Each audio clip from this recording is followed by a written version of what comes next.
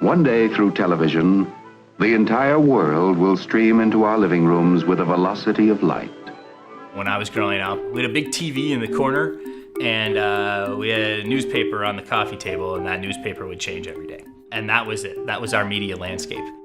Now, people are getting information on their phones, they're getting information on TV, they're hearing information on the radio, they're getting it on the internet, sometimes simultaneously. Voters aren't watching television that much anymore. DVRs, broadcast television, folks aren't doing it. They're not getting those advertisements that we used to rely on solely to get our message out to other voters. We can bang our heads against the wall trying to figure out how to make people watch TV ads, or we can go where the voters are. Digital media, digital campaigning takes it precisely to the voters that you want to reach, far better than anything else we've ever been able to do. During the 2012 election cycle, Bully Pulpit Interactive worked with the No on 32 campaign extensively. The more we got into it, and clearly as Chair of the Alliance, the more I looked into it, it opened up a whole new realm of campaigning for all of us.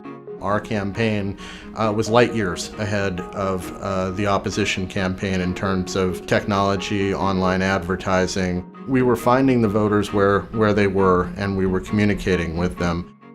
One of the most important impacts that online advertising can have on local campaigns is that it makes advertising a realistic option at a smaller level. If you have a staffing issue going on in your community, we can use the tools here to get the message out to people who are going to write letters, call city council people, show up to meetings, and be involved.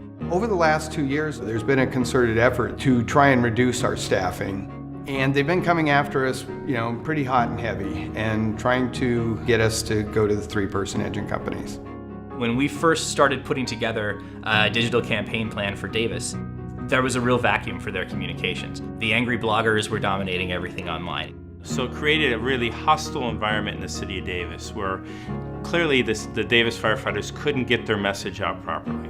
For very little money, the first thing that we were able to do was ensure that we went on search. If you live in Davis and you want to learn about the firefighters, the top of your search results are going to be things that generally create a positive impression of the firefighters. Beyond that, the ability to target advertising to the zip code level means that we're able to invest in things like online video ads in a way that just wouldn't have made sense without digital.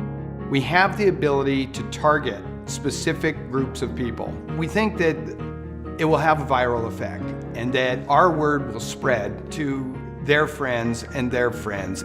The future really is going to be technology. We don't want to be playing catch up, we want to be leading the way.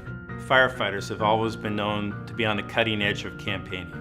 Whether it's our print shop or our video studio, our messaging, we've always been looked up to as how effective we are in the political process. This partnership with BPI takes us to a whole nother level. The strategies that Bully Pulpit and CPF are working to bring to the locals aren't about catching up. They're not about making sure that we don't fall behind. They're about getting ahead. We're probably 5 years ahead of everybody else. So this is going to give our affiliates the opportunity to go into areas that nobody's ever been before at local elections or in local issue campaigns. We live in a social media world.